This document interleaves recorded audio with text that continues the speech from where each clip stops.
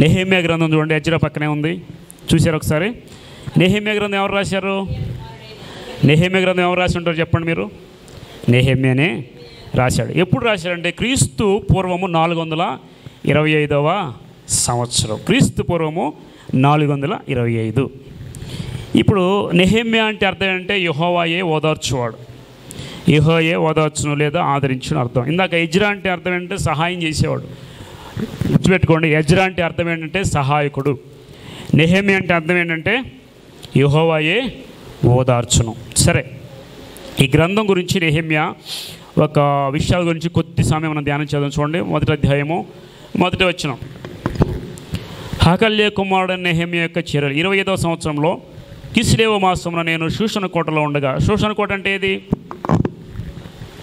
షూషను కోట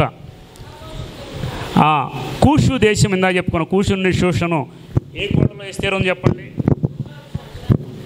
ఏ కోటలో ఎస్తేరు ఉంది? షూషను కోటలోనే. కాబట్టి మీరు గుర్తుపెట్టుకోండి, అది ప్యాలెస్, కింగ్ ప్యాలెస్. షూషను కోటలో ఉండగా నా సహోదరులు హనానీలో ఒకడు, యూదుల్లో కొందరు వచ్చారు. ఇప్పుడు ఏంటి, ఎస్తేరు గ్రంథం అయిపోయిందా లేదా? మధ్యలో జరిగింది ఎస్తేరు. నేను ఒక విషయం చెప్తానండి. ఎజ్రా, నెహెమ్యా, ఎస్తేరు ముగ్గురు సమకాలికలు. ఓకే, ఈ నెహెమ్యా తర్వాత వచ్చాడు. క్రీస్తు శకములో 400 సంవత్సరంలోనే దాదాపుగా ఈ ఎజ్రా, నెహెమ్యా చనిపోయేటప్పుడే. మీకు తెలుసుగా గౌతమ బుద్ధుడు తెలుసా మీకు? చాలామందికి గౌతమ బుద్ధుడు కూడా ఆ టైంలో చనిపోయాడు, క్రీస్తు పూర్వం 400 సంవత్సరాలకి. అంటే ఆయన కాలం ఎప్పుడంటే యేసుక్రీస్తు రాకముందే 400 సంవత్సరాల ముందే ఎజ్రా, నెహెమ్యా, ఎస్తేరు ఈ కాలంలోనే గౌతమ బుద్ధుడు ఇటువైపు ఆసియా ఖండంలో ఆయన చనిపోయినట్టు చరిత్రలో రికార్డు చేశారు. ఎప్పుడంటే ఇదే టైము, ఎస్తేరు, నెహెమ్యా, ఎజ్రా.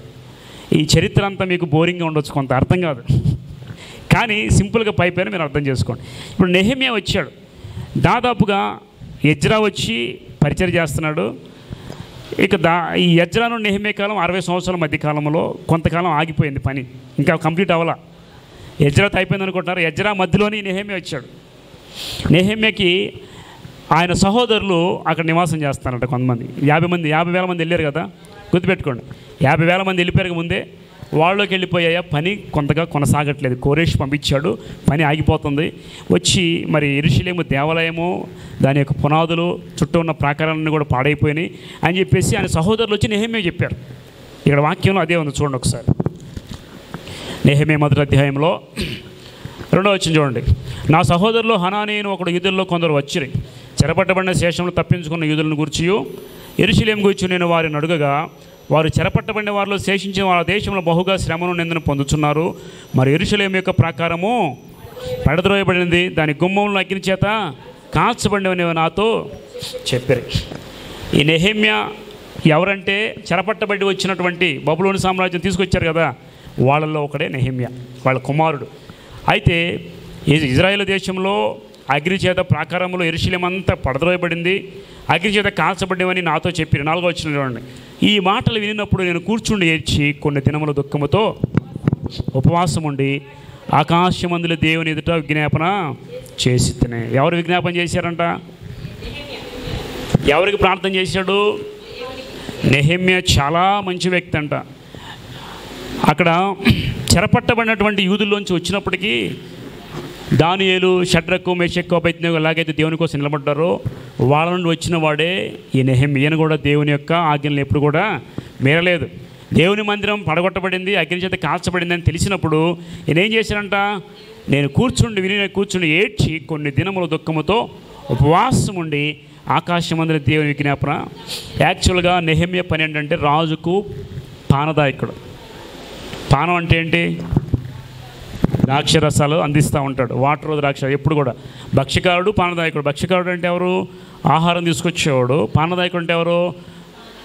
ఈ పానీయాలు తీసుకొచ్చి రాజు దగ్గర పెట్టేటువంటి ఇద్దరు పనివాళ్ళు. మీ ఇంట్లో వంట పనులు చేస్తారు సార్, అట్లాగే ఈ రాజుల దగ్గర కూడా అలా పని చేసేవాడు ఈ పానదాయకుడు. ఎవరంట? నెహెమ్యా. ఈ నెహెమ్యాకి దేవుని మందిరం పాడైపోయిందని చెప్పగానే ఏడ్చి బాధపడి ఆయన దుఃఖపడి కూడా ఏం చేశాడు? విజ్ఞాపన. 5వ వచనం. ఎట్లనగా ఆకాశం ముందున్న నా దేవా యెహోవా భయంకరమైన గొప్పదా, నిన్ను ప్రేమించి నీ ఆజ్ఞలను అనుసరించి నడుచువాడు, కటాక్షించి వారితో నిబంధన స్థిరపరచువాడా, నీ చెవికి నీ నేత్రములు తెచ్చి నీ సన్నిధిని నిమాత్రం నీ దాసుని ఇశ్రాయేలు పక్షంగా నేను చేయు ప్రార్థన అంగీకరించుము. నీకు విరోధంగా పాపము చేసిన, వినండి ఇక్కడ, నీకు విరోధంగా పాపము చేసిన ఇశ్రాయేలు కుమారుల దోషము నేను. ఎవరు పాపం చేసి ఎవరు ఒప్పుకుంటున్నారు చెప్పండి? ఇశ్రాయేలు పితరులందరూ పాపం చేస్తే వారి కుమారులమైన మేము ఒప్పుకుంటున్నాం ప్రభువా. ఇదే పాపము మరలా యేసుక్రీస్తుని సిలువేసేటప్పుడు చెప్పారు. ఏమని? ఆ పాపము మా మీద మా పిల్లల మీద ఉండునుగాక. ఒక రాజ్యమును మా మీద ఉండకూడదని చెప్పి చేయగడుక్కున్నాడు. ఎవరైనా? పిలాతు. యేసుక్రీస్తు సిలువేసే సమయంలో ఈయన ఏ దోషం కనపట్లేదు, ఈయన సిలువేస్తే ఆ పాపం నా మీద నా పిల్లల మీద వస్తుంది కాబట్టి నేను చేతులు కడుక్కుని నాకు సంబంధం లేదంటే ఇశ్రాయేలు ఏమన్నారు? ఆ పాపము మా మీద మా పిల్లల మీద ఉండునుగా. అంటే పాపం చేసింది పితరులు, అనుభవిస్తుంది ఎవరు? కుమారులు. ఈ పితరులు పాపం చేస్తే వారి యొక్క కుమారులందరూ కూడా చెరపట్టబడి వెళ్ళిపోయారు. ఇప్పుడు వారిలోంచి వచ్చిన వారే దానియేలు, షడ్రక్, మెషక్, అబేద్నెగోలు, ఈ నెహెమ్యా, ఎజ్రాలు. కాబట్టి ఈ నెహెమ్యా ఏం ప్రార్థన చేస్తారంటే, ప్రభువా పితరులు చేసిన పాపాన్ని బట్టి కుమారులను మేము ఒప్పుకుంటున్నాం ప్రభు అని ప్రార్థన చేశారంట. తర్వాత చూడండి ఎన్నో వచ్చినాం, అది 6లో చూడండి. నేను నా తండ్రి ఇంటి వారును పాపం చేసి ఎదుట బహు అసహ్యంగా ప్రవర్తించి నీ సేవకుడైన మోషే చేత నేను నిర్ణయించిన ఆజ్ఞల నుంచి కట్టడలైన విడుదలైన మేము గైకొనకపోతుమి. నీ సేవకుడైన మోషేతో నీవు సెలవిచ్చిన మాటను జ్ఞాపకం తెచ్చుకొనుము. అదేమనగా మీరు అపరాధం చేసిన జనులోంచి మిమ్మను చెదరగొట్టును. ఏంటంటే జనులోంచి దేవుడు చెదరగా ఎందుకు కొడతాడు? అపరాధము చేసినప్పుడు. సరే, ఇదంతా ఈయన చేసిన ప్రార్థన. తర్వాత 2వ అధ్యాయం చూడండి. రాజు దగ్గరికి వస్తాడు. ఏ రాజు అంటే అర్తహషస్త. ఇప్పుడు ఇందాక ఏ రాజు ఉన్నాడు? కోరేషు రాజ్య పరిపాలనలో జెరుబ్బాబెలు 50,000 మంది తీసుకెళ్ళాడు. ఇప్పుడు మరలా ఇంకో రాజు వచ్చాడు. ఆయన పేరేంటి? అర్తహషస్త. ఈ రాజు ఏలుబడి కాలమున 20వ సంవత్సరంలో నీసాను మాసమందు రాజు ద్రాక్షరం తాగమని చూచుండగా నేను ద్రాక్షరం తీసుకుని రాజునకు అందించి తిని అంతకు పూర్వము నేను ఎన్నడూ నా తినట్టు విచారంగా ఉండలేదు. ఇప్పుడు రాజు దగ్గరికి విచారంగా ఇప్పుడు బాధతో ఉన్నాడు. ఎందుకంటే యెరూషలేము దేవాలయం పాడైపోయింది, గోడలు పడగొట్టబడ్డాయి, ఉపవాసం ప్రార్థన చేశారు కదా. ఇప్పుడు రాజు దగ్గరికి వెళ్ళిన తర్వాత 4వ వచనం చూడండి.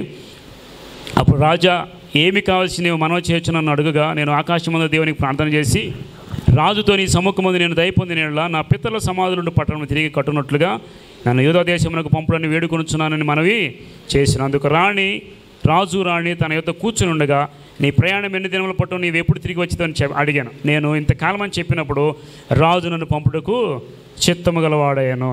ఇదిగాక రాజుతో నేను ఇట్లాంటిని రాజునికి అనుకూలమైతే యూదా దేశము చేరు వరకు నన్ను దాటించినట్లుగా నది అవతల అధికారులకు తాకీదులను పట్టణ ప్రకారం మందిరంతో సంబంధించిన కోటగుమ్మను నేను ప్రవేశించిన ఇంటికి దూరమును మార్చినట్లు రాజుగారు అడవులను కాయి ఆసభ ఒక తాకీదు నీయడని. ఇదంతా ఏంటంటే రాజు దగ్గరికి వెళ్ళాడంట. ఏది? ద్రాక్షరసం తీసుకొని. బాగా ఇప్పుడు వినండి జాగ్రత్తగా, నా వైపు చూడండి. ద్రాక్షరసం తీసుకెళ్తే ఎందుకు నువ్వు మనోవేదన కలిగి ఉన్నావు అని అడిగితే, నా పట్టణము అంత పాడైపోయింది, నేను వెళ్ళాలి, నాకు సెలవు ఇవ్వంటే, సరే నువ్వు ఎంతకాలం వెళ్ళి ఉంటావంటే పలానా టైం అని చెప్తాడు. నాకు అంతేకాదు, మీరు నాకు సహాయం చేయండి, నాకు తాకీదులు ఇవ్వండి అంటే రాజు చేవ్రాత రాసి స్టాంప్ వేసి ఇస్తాడు. ఎక్కడికి వెళ్ళినా రాజు ఆజ్ఞ ఉంటుంది కాబట్టి నేను వెళ్ళడానికి ఏదైతే అవసరమైన వస్తువులు ఉంటాయో అవన్నీ తీసుకొని అడవుల్లో ఉన్న కట్టెలు కానీ కలప కానీ తీసుకొని నేను వెళ్ళినట్లుగా నాకు కొంతమంది జనాంగం అని నెహెమ్యా అడుగుతాడు. అవన్నీ కూడా రాజు ఇస్తాడు. ఏ రాజు? ఆయన పేరు అర్తహషస్త. ఇప్పుడు అక్కడ నుండి ఆయన ఏం చేస్తారంటే పంపిస్తాడు, యెరూషలేము పట్టణానికి వెళ్తాడు. ఇప్పుడు 10వ వచనం చూడండి, 2వ అధ్యాయం 10వ వచనం. హోరోనీయుడైన సన్బల్లటును అమ్మోనీయుడైన టోబియా అనే దాసుడును ఇశ్రాయేలుకు క్షేమం కలుగజే ఒకడు వచ్చినను బహుగా. ఇది మీకు అర్థమైంది అక్కడ వాక్యం? ఎవరు తెలుసు వీళ్ళు? హోరోనీయుడైన సన్బల్లటు, అమ్మోనీయుడైన టోబియా అనే దాసుడును ఇశ్రాయేలుకు క్షేమము కలుగజేయ ఒకడు వచ్చిన నీవునిక బహుగా. ఎందుకోసం వచ్చారు వీళ్ళు? నెహెమ్యా ఎందుకోసం వెళ్ళాడు? ఆల్రెడీ జెరుబ్బాబెలు వెళ్ళిపోయి చేస్తున్నాడు. నెహెమ్యా వెళ్ళిపోయి ఇప్పుడు అన్ని తీసుకొని సామాన్ తీసుకొని యెరూషలేము ప్రకారం మందిని కట్టడానికి వెళితే అక్కడ ఉన్న యూదులు ఉన్నారు చూసారా కొంతమంది, వాళ్ళలో వచ్చిన సన్బల్లటు, టోబియా. వీళ్ళు పక్కలో బళ్ళు లాంటి వాళ్ళు యూదులే, వారు ఇశ్రాయేలే. కానీ యెరూషలేము బాగు చేయడానికి వస్తే అసలు వాళ్ళు ఎంత బాధపడ్డారు చూడండి. బహుగా దుఃఖపడరు. వాళ్ళకి బాధ ఏంటో వాళ్ళ దుఃఖం ఏంటో అవుతాయి. మందిరాన్ని బాగు చేస్తుంటే ఒకడు పక్కన ఉన్నవాడు ఏం చేస్తున్నాడు? దుఃఖపడుతున్నాడు. ఇదేంట్రా బాబు, మందిరాన్ని ఎందుకు బాగు చేయడానికి వచ్చాడు? పాడైపోయి ఉండొచ్చు కదా. ఎవరైనా మంచి పని చేయదలుచుకుంటే ఏడ్చేవాళ్ళు ఎంతమంది ఉన్నారు చెప్పండి. ఇక్కడ వీళ్ళే సన్బల్లతు టోబియా అనేవాళ్ళు కూడా ఎలాంటి వాళ్ళు అంటే మంచి పని చేయడానికి వచ్చిన నెహెమ్యాను చూసి బహుగా దుఃఖపడ్డారు. అయ్యో ఎందుకు వచ్చాడు రా బాబు. ఈ రోజుల్లో మనం చూస్తున్నారు, దేవుని మందిరం చేస్తుంటే ఎవరైనా బహుగా దుఃఖపడేవాళ్ళు ఉన్నారు. మేము చేయలేదే, వాళ్ళు చేస్తున్నారే, వాళ్ళకి పేరు వెళ్ళిపోతుందని చెప్పి బాధపడేవాళ్ళు ఉన్నారు, అసూయపడేవాళ్ళు ఉన్నారా లేదా? ఖచ్చితంగా అవన్నీ కూడా మనం చూసాం.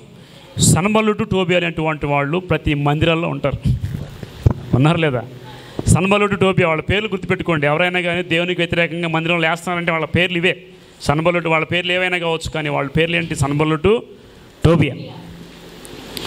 చూడండి 12 రాత్రి అందు నేను నాతో కూడా ఉన్న కొందరిని లేచి యెరూషలేమును గురించి దేవుడు నా హృదయం పుట్టించిన ఆలోచనను నేను ఎవరితోనైనా చెప్పలేదు. మరియు నేను ఎక్కి ఉన్న పశువు తప్ప మరి ఏ పశువు నా యొద్ద ఉండలేదు. ఇది చూడండి, ఇవన్నీ కూడా తీసుకొని నెహెమ్యా వచ్చాడు.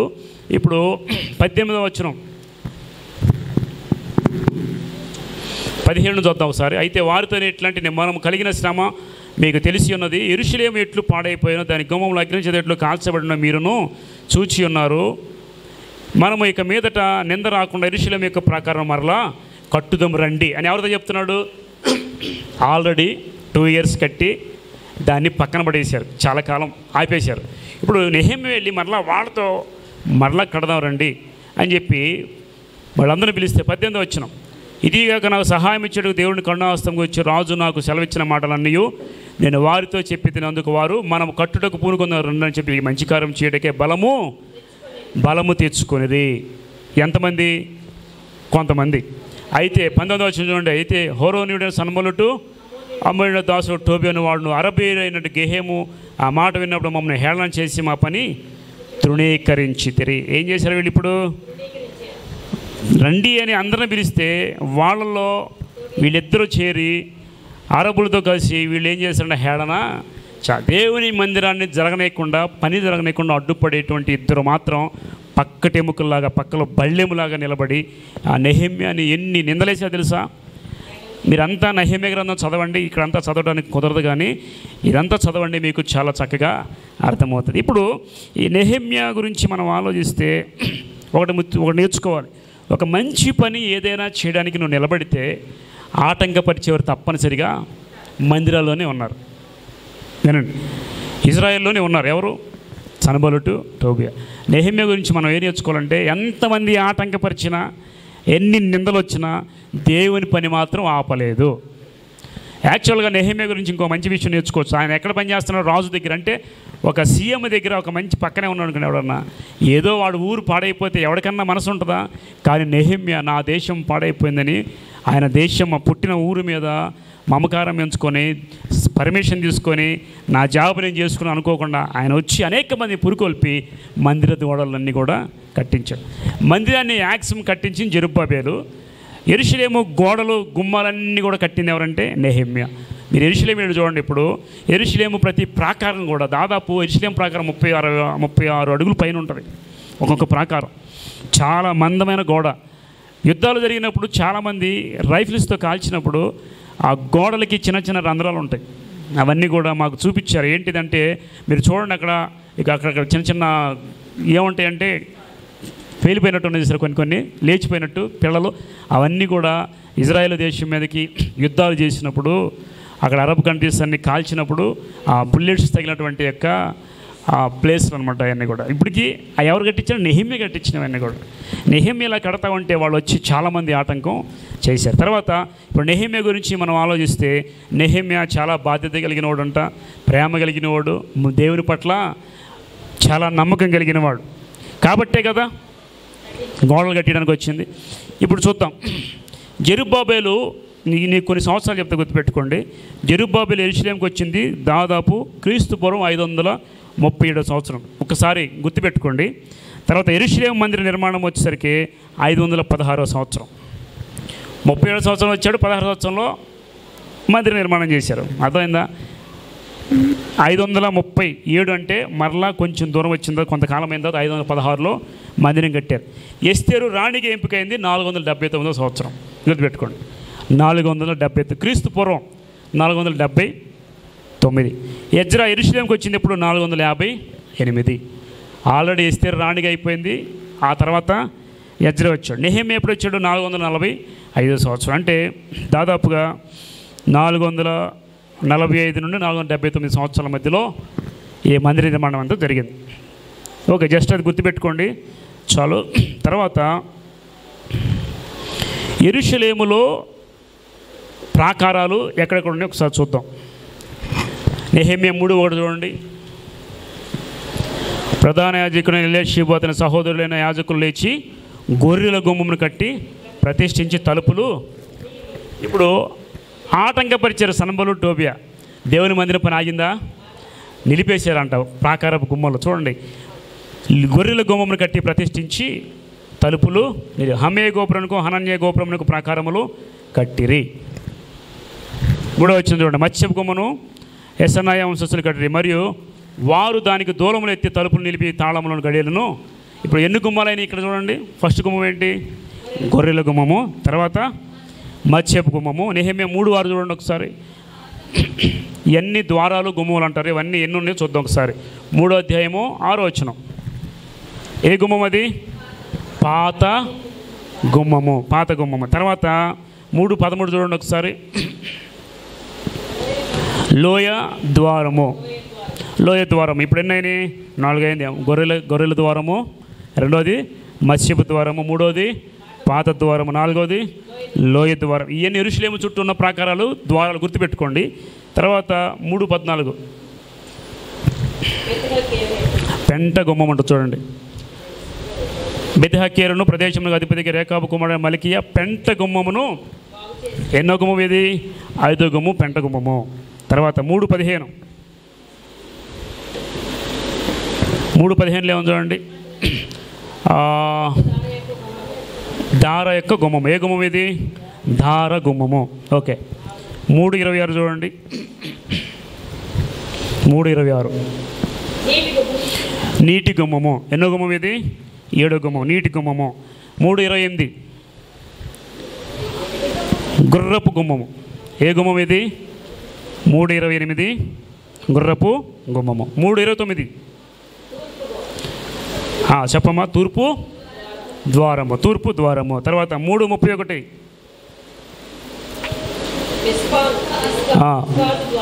ఏ ద్వారం అది? మెప్కాదు. అదే కదా, మెప్కాదు. మా తెలుగే సరిగ్గా రాదు, ఇక్కడ అన్ని తెలుగు లెటర్ రాశారు. మెప్కాదు ద్వారం. ఇప్పుడు మొత్తం ఎన్ని ద్వారాలు అయినాయి తెలుసా? 10 ద్వారాలు అయినాయి. యెరూషలేము, వినండి జాగ్రత్తగా ఒకసారి నా వైపు చూడండి. యెరూషలేము అంతా ఎలా ఉంటుందంటే, ఇదిగో ఈ చుట్టూ ఈ రూమ్కి ఎలాగైతే గోడలు ఉన్నాయో, ఒక గుమ్మము 2 గుమ్మాలు ఉన్నాయి దీనికి లోపల రావడానికి. లోపల ప్రార్థన జరిగించుకుంటున్నాం మనం. అలాగే యెరూషలేము పట్టణం కూడా లోపల మందిరం ఉంటే యెరూషలేము ప్రాకారాలన్నీ ఉంటాయి లోపలికి ఎంటర్ అవ్వడానికి.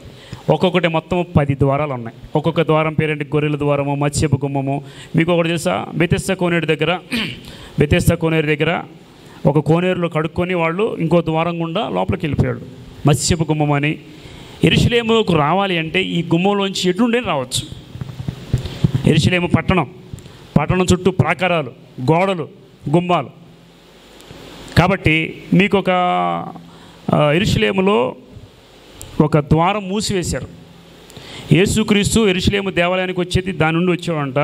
ఒక గేట్, గోల్డెన్ గేట్ అంటారు, గేట్ అది. ఆ గేట్లోంచి లోపలికి వచ్చాడు, దాన్ని మూసివేశారంటే యేసుక్రీస్తు వచ్చినప్పుడు మరలా రెండోసారి ఆ ద్వారం గుండా వస్తాడు. గుర్తుపెట్టుకోండి, యెరూషలేములో నెహెమ్యా కట్టిన ద్వారాలన్నీ 10. ఆ కట్టిన రాయి ఇప్పుడు కూడా ఏది కూడా కూలిపోలేదు. నెహెమ్యా కట్టింది. ఇప్పుడు నెహెమ్యా వచ్చి పునరుద్ధరించాడు, యెరూషలేము మందిరం కూడా పునరుద్ధరించబడింది. మరలా యెరూషలేము మందిరాన్ని పడేశారు. ఎవరు పడేశారు చెప్పండి? ఇప్పుడు దీని స్టోరీ చెప్పి నేను ముగించేస్తాను.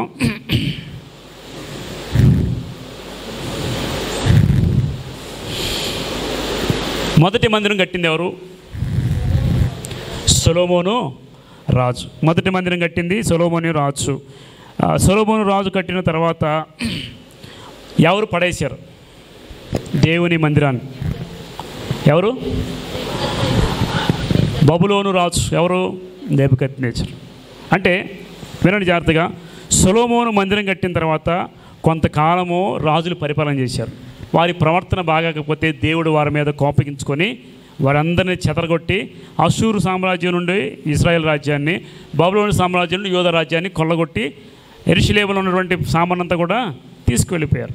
వెళతా వాళ్ళు యూదా సామ్రాజ్యం నుంచి కొంత తెలివిగల వాళ్ళని తీసుకెళ్లారు. అందరిని కాదు, గుర్తుపెట్టుకోండి, బానిసలుగా తీసుకెళ్ళారు. ఎవరిని? కొంతమంది అక్కడే ఉన్నారు కానీ బాగా మంచి టాలెంట్ కలిగిన వాళ్ళందరినీ కూడా తీసుకొని బానిసత్వం తీసుకెళ్ళినప్పుడు వాళ్ళు దానియేలు, షడ్రకు, మెషక్, అబేద్నెగో, యెహెజ్కేలు, నెహెమ్యా, ఎజ్రా వీళ్ళందరూ అక్కడే పెరిగారు. దాదాపు 70 సంవత్సరాలు బానిసత్వంలో ఉన్నారు. ఎన్ని సంవత్సరాలు? 70. అంటే మందిరం ఒక్కసారి కొల్లగొట్టబడింది. ఓకే, ఇప్పుడు వీళ్ళు వచ్చి మందిరాన్ని మరలా పునరుద్ధరించారు. యెరూషలేము దేవాలయం, యెరూషలేము గోడలను కట్టుకున్న తర్వాత క్రీస్తు పూర్వం 400 సంవత్సరాలు కదా. ఓకే, యేసుక్రీస్తు వచ్చేంతవరకు మందిరం అలాగే ఉంది. గుర్తుపెట్టుకోండి, యేసుక్రీస్తు మరలా వచ్చి పరిచయం చేసే మందిరం అలాగే.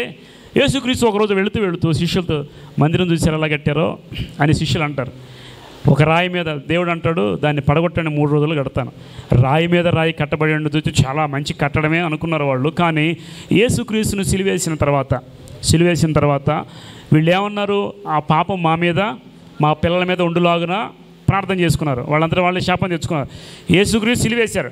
యేసుక్రీస్తు చనిపోయి తర్వాత 70 సంవత్సరాల తర్వాత టైటస్ అనే రాజు వచ్చాడు. గుర్తుపెట్టుకోండి, టైటస్ అనే రాజు వచ్చి యెరూషలేము మీద ముట్టడేసి యూదులందరూ చంపేస్తుంటే ఎటు దొరికినాడు వాటు పారిపోయారు, చెదిరిపోయారు యూదులందరూ. ఓకే, యూదులందరూ చెదిరిపోయారు కదా. అంటే మందిరం రెండోసారి కొల్లగొట్టబడింది. అంటే ఒకసారి కట్టాడు సొలొమోను, బబులోను సామ్రాజ్యం కొల్లగొట్టింది. మళ్ళీ ఈ నెహెమ్యా, ఎజ్రాలందరూ పునరుద్ధరించారు. రెండోసారి టైటస్ అనే రాజు వచ్చి కొల్లగొట్టాడు. ఇప్పటి వరకు కూడా వారికి మందిరం అనేది లేదు. 3వ మందిరం కట్టబడుతుంది. అదే 3వ మందిరం అంటే మందిరం చరిత్ర. ఆ 3వ మందిరం కట్టబడితే యేసుక్రీస్తు రాకడ వచ్చినట్టే. ఇప్పటివరకు యెరూషలేములో యూదులకి మందిరం లేదు. కానీ సొలొమోను కట్టిన రాజు ఎప్పుడైతే మందిరం కట్టాడో ఒక ద్వారం, ఒక గుమ్మం మాత్రం అలాగా నిలబడింది. దాన్ని వెస్ట్రన్ వాల్ అంటారు, దక్షిణపు గోడ. ఓకే, ఆ గోడకి ఇప్పుడు కూడా అందరూ వెళ్ళి ప్రార్థనలు చేస్తూ ఉంటారు. ఏడుపులు గోడ అంటారు దాన్ని. ఈ మందిరం గోడకు ఆనుకొని మరలా 3వ మందిరం కట్టబడింది. 3వ మందిరం కట్టినప్పుడు దేవుని రాకడ వచ్చేస్తుంది. ఇది దాని యొక్క హిస్టరీ. ఇప్పుడు చెప్పండి, ఎజ్రా గురించి మీకు అర్థమైంది కదా. ఎజ్రా ఎవరు? శాస్త్రి. ధర్మశాస్త్రం బోధించి అనేక మంది దేవుని దగ్గర చేసి పరిచర్యను నడిపించాడు. నెహెమ్యా వచ్చి ఏం చేశాడు? నెహెమ్యా కూడా అదే టైంలో వచ్చాడు. యెరూషలేము మందిరం పునరుద్ధరించబడిన తర్వాత యెరూషలేము ప్రాకారాలన్నీ కూడా నిలబెట్టి కట్టించాడు నెహెమ్యా. ఓకే, ఎజ్రా, నెహెమ్యా చరిత్రలో, హిస్టరీలో ఇంతవరకు పునరుద్ధరించబడింది, ఇంతవరకు లిఖించబడింది. ఎజ్రా, నెహెమ్యా, ఎస్తేరు ఉన్న కాలంలోనే గౌతమ బుద్ధుడైన జన్మించడం జరిగింది. ఆయన చనిపోవడం కూడా క్రీస్తు శకం 470 సంవత్సరంలో, యేసుక్రీస్తుకు ముందు. వీళ్ళ టైంలోనే గౌతమ బుద్ధుడు అనేవి కూడా ఉన్నాడంట హిస్టరీ ప్రకారం. మీకు అర్థమైంది. ఇప్పుడు ఈయన అయిపోయిన తర్వాత మందిరంలోకి మరలా మలాకి అనే ప్రవక్త చివరిగా వస్తాడు. ఎందుకంటే మందిరం కట్టబడింది కదా. ఈ మందిరం పునరుద్ధరించబడిన తర్వాత మీరు అందరూ ఇచ్చి దేవుని మందిరాన్ని బాగు చేసిన తర్వాత అందులో ధననిధి ఉండాలని మలాకి వచ్చి ప్రకటిస్తాడు. అంతటితో పాత నిబంధన క్లోజ్ అయిపోయింది. దాదాపు అక్కడ నుండి న్యూ టెస్టమెంట్ వరకు కొన్ని సంవత్సరాలు, 100 సంవత్సరాలు దేవుని ప్రవక్త లేడు, దేవుడు లేడు, మనుషులు ఇష్టానుసారంగా జీవించారు. తర్వాత యేసుక్రీస్తు వస్తాడు. ఇది పాత నిబంధన యొక్క హిస్టరీ. దేవుడి మాటలు దీవించి ఆశీర్వించి ఫలింపు చేయనుగాక. ఆమేన్. అప్రిషియేట్.